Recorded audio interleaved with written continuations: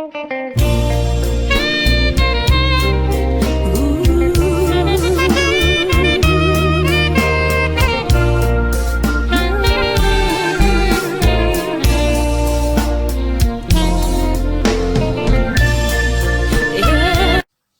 to Credo Shalom Talk Show. My name is Pastor Morris Masasa, and today on the show I am joined once again by Minister Tshakunda Shonai. Minister, it's always a pleasure having you on the show. Thank you, Pastor.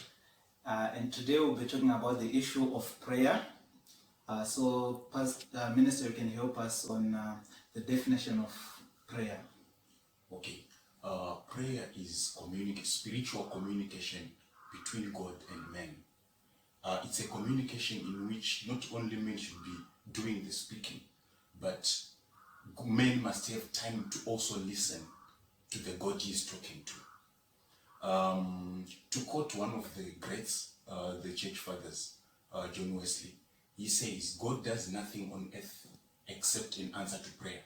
So prayer is something that we do to invoke God's interference in the world. Oh, we thank you for that. Then can you shed more light on maybe the types that we can have on prayer? Types of prayer.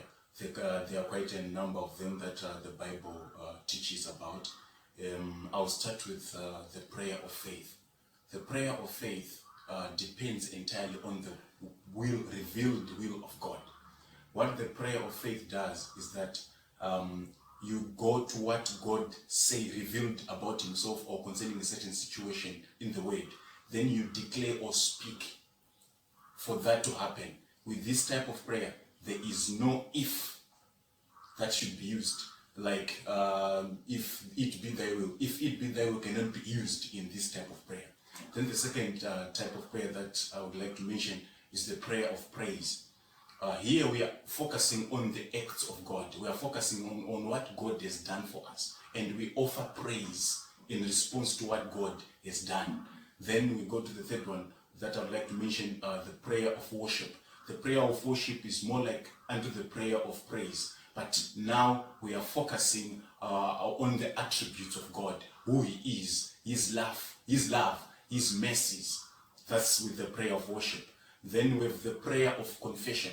With the prayer of confession, it's a prayer that is made by somebody who is convicted of sin, or somebody who knows that they have erred before God. So they are repenting before God, asking for forgiveness and receiving forgiveness, and turning away from that sin that they may have committed.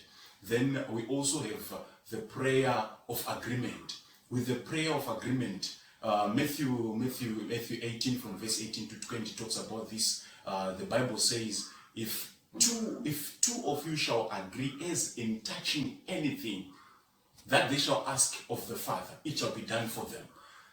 Here we see people coming in agreement. It could be a wife and her husband coming together in agreement, or believers in agreement. It's people agreeing on a certain thing, and then they ask from God, and God promises it will be done for us. Then there is this also, the prayer of consecration. The prayer of consecration, or the prayer of dedication. Here, somebody is offering themselves to serve God. You are praying to God, offering yourself, availing yourself to God. And here you can be free to use the phrase, if it be thy will, then maybe, here it's applicable. It's also okay to use that kind of a phrase. Okay. We thank you for those types. But now we want to know, who is supposed to pray? Prayer is for all believers. Prayer is for everyone. There are so many benefits that come with prayer that we cannot relegate prayer to a few people, or maybe to say to the priests or to the pastors or to the new believers. Prayer is for us all. Because if you do not pray for yourself, if you do not pray, there are certain things that you are certainly going to miss. But if you pray, there is a myriad of benefits that you are going to enjoy from doing that. Okay. Now, is there an attitude that one should have when he or she wants to offer a prayer? Jesus Christ teaching his disciples, Luke chapter 11, verse 1. He says, when you pray, say, Our Father. So the first thing that we must understand when we are coming to God is that we are children going to their Father. So we must come with submission. We must come with humility. We must come not as army commanders talking to their subjects. We are not commanding God or trying to change God, make him do certain things. But we must be humble and believe that what we are doing, in other words, what I'm saying is it should be with the attitude of faith. It should be out of faith. Yeah. Now we want to talk of the issue of posture. We see people praying while they are standing, others will be kneeling, others will be walking.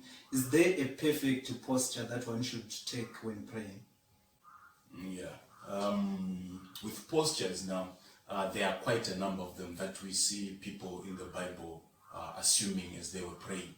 A posture, one's posture may reveal their attitude, their inward attitude. But in as much as postures are important, I want us not to get trapped into believing that, into acts that appeal to men more than appealing to God. So, more than they appeal to God. So, we see people in the Bible praying, lying prostrate on the ground with their faces down. It's another posture. We see people, this other time we see Elijah in 1 Kings chapter 18, we see Elijah praying. The Bible says he threw himself to the ground and he prayed with his head in between his legs. That's another posture. We see at one point Jesus Christ lifting up his head up to heaven. That's what the Bible says. He lifted up his face to heaven and he prayed and he offered a prayer.